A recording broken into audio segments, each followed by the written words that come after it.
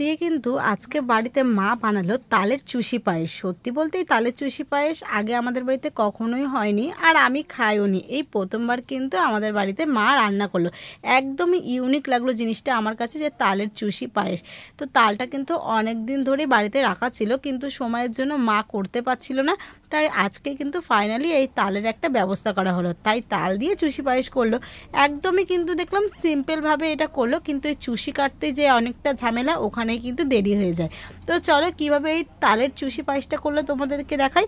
প্রথমেই কড়াইয়ে অল্প জল, সামান্য নুন দিয়ে তালের পাল্পটা দিয়ে একটু নেড়ে চেড়ে যখন তালটা আঠালো ভাব হয়ে আসবে, তখন চালের গুঁড়ো আর সুজি দিয়েছে। 1 বাটি চালের গুঁড়ো আর 1 বাটি সুজি, এটা দিয়ে কিন্তু অনবরত নাড়াচাড়া করে যেতে হবে, নাহলে কিন্তু কড়াইয়ে লেগে যাবে।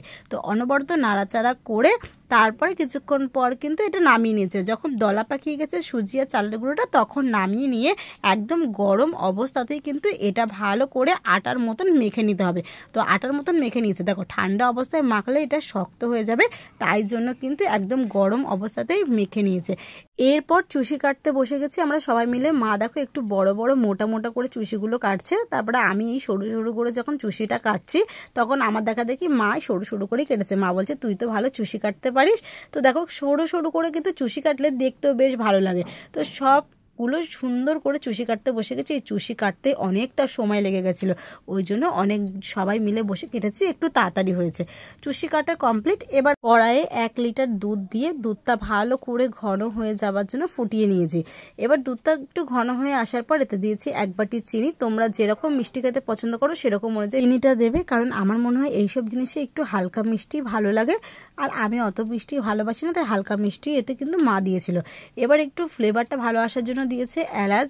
তো কয়েক টুকরো এলাচ দিয়ে তারপরে গুঁড়ো দুধ দিয়েছিল, কিন্তু এই লিকুইড দুধের মধ্যে আবার 2 প্যাকেট গুঁড়ো দুধও ইউজ করা হয়েছে। গুঁড়ো দুধটা দিয়ে একটু ফুটিয়ে এতে দিয়েছে নারকেল কোড়া। নারকেল কোড়াটা দিয়ে আরও বেশ কিছুক্ষণ কিন্তু ভালো করে দুধটা জাল দিয়ে নিয়েছে ঘন হওয়ার জন্য। যখন দুধটা ঘন হয়ে এসেছে, তখন তার মধ্যে কেটে রাখা চুষিগুলো দিয়ে একদম আলতো হাতে কিন্তু নাড়তে হবে। বেশি জোরে নাড়লে কিন্তু চুষিগুলো ভেঙে যেতে পারে। তো আলতো হাতে নাড়াচাড়া করে একটু কিছুক্ষণ ফুটিয়ে নিলেই কিন্তু রেডি হয়ে যাবে তালের চুষি পায়েস। আর এটা যখন রান্নাটা হয়ে গেছিলো, তারপরেই কিন্তু জমে গেছে একদম। তো একদম ঘন হয়ে গেছে, তোমরা দেখতেই পাচ্ছ। আর খেতে তো দারুণ হয়েছিল। তোমরা যারা যারা তালের চুষি পায়েস কোনোদিন খাওনি, তারা একবার এই রেসিপিটা দেখে অবশ্যই বাড়িতে বানিয়ে খেও। আশা করছি তোমাদের খুবই ভালো লাগবে। তো আজকের এই তালের চুষি পায়েস রেসিপিটা কেমন লাগলো কমেন্ট করে জানিও।